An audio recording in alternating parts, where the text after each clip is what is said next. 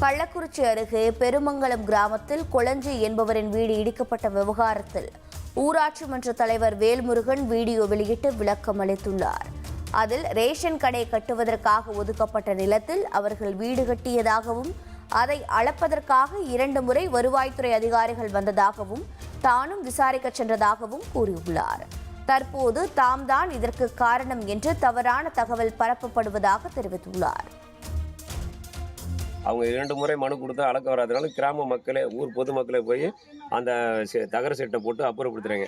அது ஊராட்சி மன்ற தலைவர் எங்கள் ஆஃபீஸ் அருகில் நான் இருக்கிறதுனால அவங்கள்ட்ட போய் சண்டை போட்டு வேணாம் எடுக்க வேணாம் கொடுங்க, நம்ம தான் ரெவிஷனுக்கு அளவு கொடுத்துருக்கோம், அதன் பிறகு நம்ம எடுத்துக்கலாம், நீங்கள் ஏன் அவசரப்படுறீங்க அப்படின்னு அந்த இடத்துல போடுறதுனால அவங்க என்ன தகர செட்டு போட்டவங்க என்னை வந்து தலைவர் தான் இந்த அடியாளங்களை வச்சு எடுத்துட்டாரு அப்படின்னு சொல்லி ஒரு பொய்யான தகவலை கொடுத்து என் மேலே அவதூறு பொய் சுமக்கிறாங்க. இது வந்து நான் தவறான. நீங்கள் நேரில் வந்து அந்த இடத்த ஆய்வு செய்து கூட தாசில்தாரை யாரும் நாங்கள் பலமுறை மனு கொடுத்தும் வரவும் இல்லை.